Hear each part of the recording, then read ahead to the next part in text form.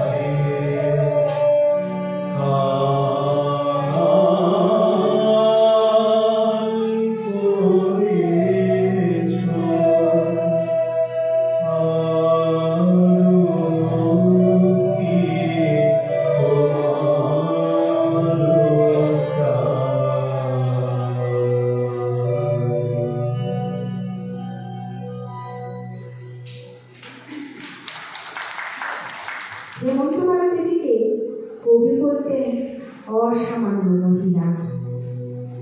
কবির দেওয়া স্নেহের উপহার কলম ও জব্বা তিনি সজনীকান্ত দাসের কাছে নিরাপদে গচ্ছিত রেখেছিলেন। অত্যন্ত শ্রদ্ধার সঙ্গে সজনীকান্ত তাকে মা বলে সম্বোধন করতেন। যথাসময়ে ফিরিয়েও দেন সেই সব জিনিস, কিন্তু তার বন্ধু মহলে সবাই জেনে ফেলায় কিছু সমস্যাও তৈরি হয়। ভারতের বন্ধু রবীন্দ্রনাথের কাছে আবদার করে লেখেন, আপনার কাছে আমার কিন্তু একটি আবদার আছে, এবার গিয়ে আপনার ব্যবহার করা কোনো জিনিস আপনার কাছ থেকে চেয়ে নেব। চিঠি পেয়ে রবীন্দ্রনাথ বনফুলকে একটি যৌবা উপহার পাঠান, সঙ্গে একটি চিরকুটে লিখে দেন, আমার এই অনেক দিনের পড়া সাজ অতীতে যা ছিল আদৃত এবং বর্তমানে যা বর্জিত সেটি কল্যাণী শ্রীমান বলাইতে দান করা গেল। এরকম দানি দাতার সম্মান নেই, গ্রহীতার। নিজের মান রক্ষা অগ্রাহ্য করে অনুরোধ রক্ষায় স্বীকার করেছি, এই মাত্রই আমার কৈফিয়ত। প্রত্যুত্তরে বনফুল কবিকে লিখেন, আমি কিন্তু মনে মনে জানি এই বিশিষ্ট গানের গ্রহীতারূপে আমি চিরকাল সম্মানিত এবং গৌরবান্বিত হয়ে রইলাম।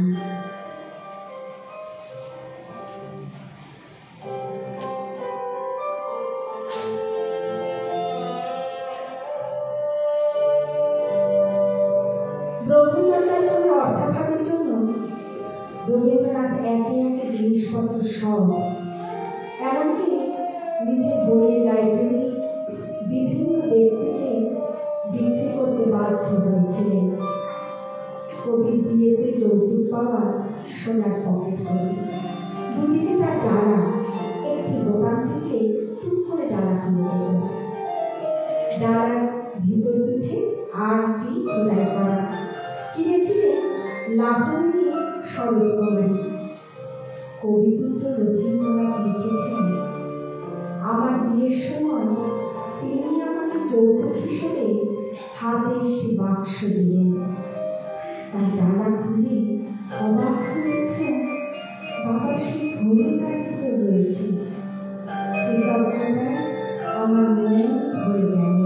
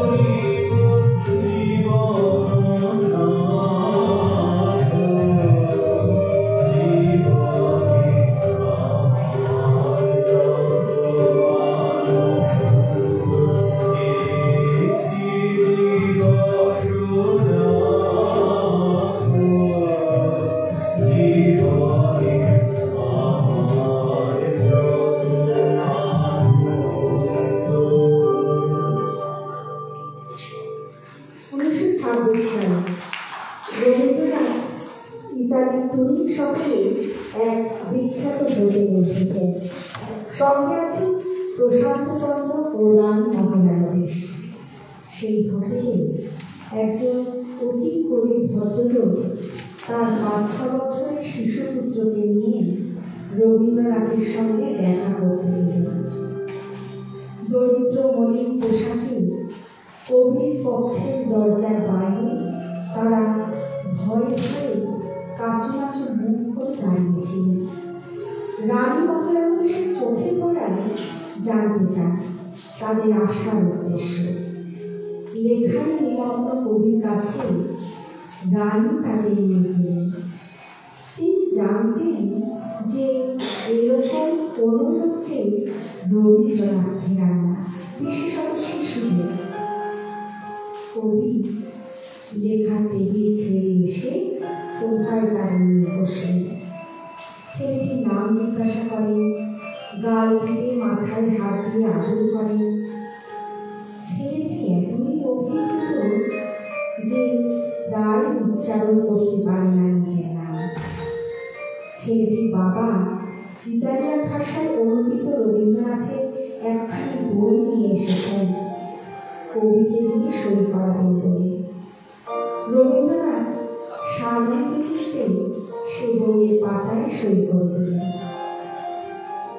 টুরিনের সবচেয়ে বড় চকলেট ফ্যাক্টরির মালিক রবীন্দ্রনাথের জন্য সুন্দর করে সাজিয়ে প্রকাণ্ড বড় একটি চকলেটের বাক্স তার আগের দিন উপহার পাঠিয়েছিলেন। কবি সেটি ছেলেটির হাতে দিলেন। শিশুটির জীবনে এতগুলি চকলেট একসঙ্গে সম্ভবত সে কখনো পায়নি। ছেলের হাত ধরে ভদ্রলোক চোখ মুছতে মুছতে হোটেল কক্ষ থেকে বেরিয়ে গেলেন। যাওয়ার বেলায় রবীন্দ্রনাথকে ধন্যবাদ দেওয়ার ভাষা খুঁজে পেলেন না তিনি।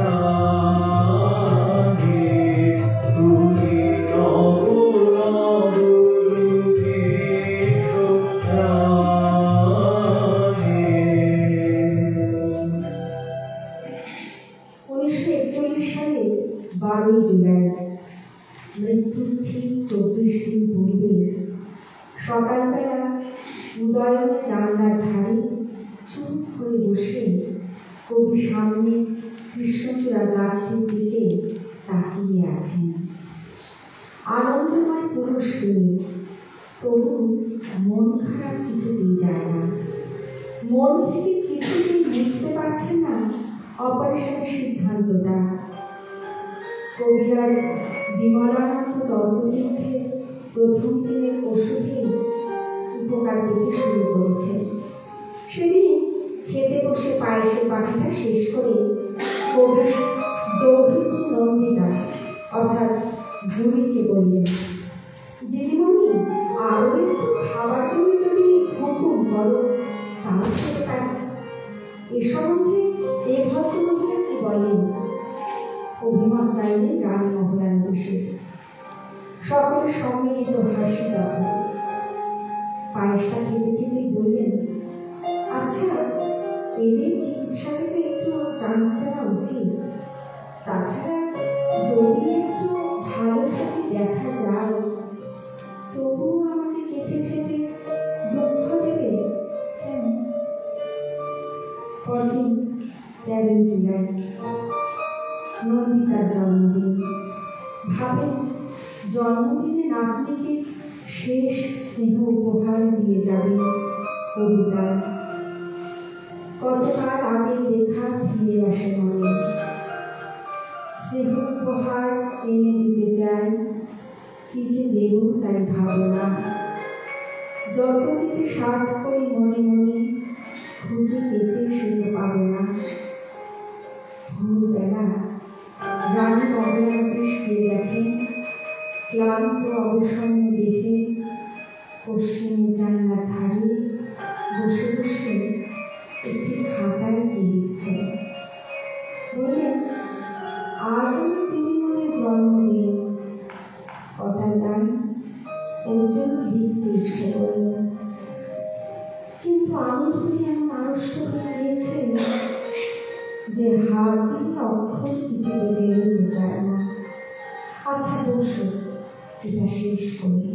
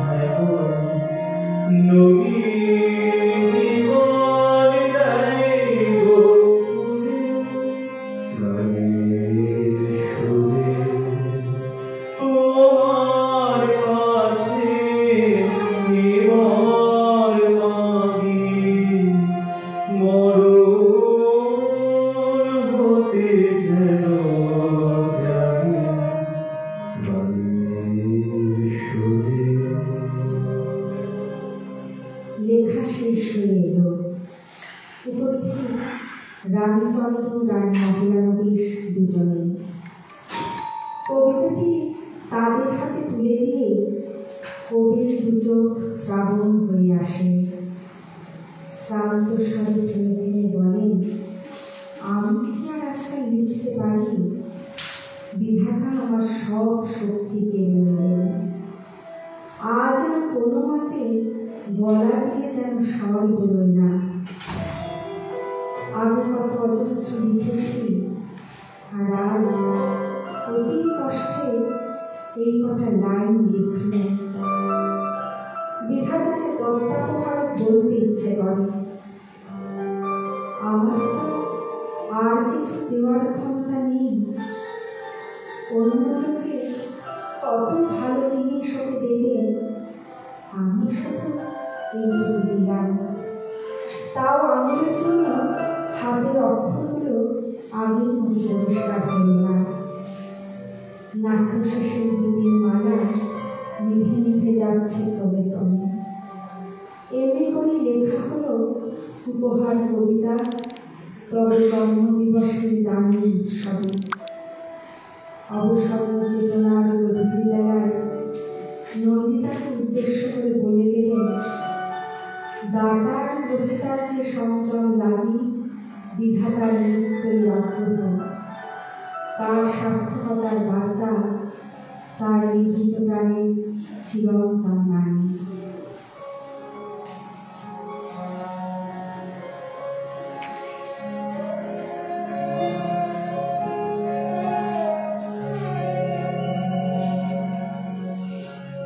Ashri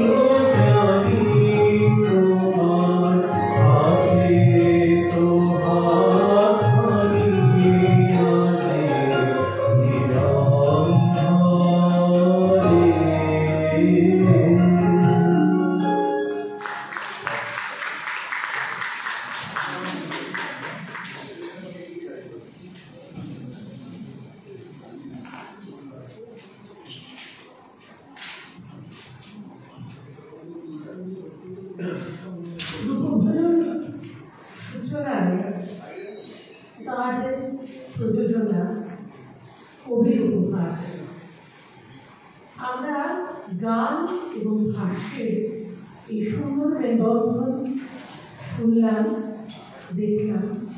আশা করবো যে আশা আমরা প্রথম থেকে বলে এসেছি, রূপভাবে আরো এগিয়ে যাবে, তার পথ আরো সুগম হবে আপনাদের হাত ধরে। আর একটা ভীষণ আনন্দের কথা যে আজকে যার লেখা থেকে ভাষ্য পাঠ করল সুকন্যা সেনগুপ্ত, তিনি আমাদের মধ্যে আজ উপস্থিত আছেন। বিশিষ্ট গবেষক, তার মধ্যে পার্থসারথী চট্টোপাধ্যায়। তাকে অনুরোধ জানাবো মঞ্চে আসার জন্য, এবং আমরা যে কজন আছি করতালি দিয়ে তাকে অভিনন্দিত করব। একটু মঞ্চে আসুন।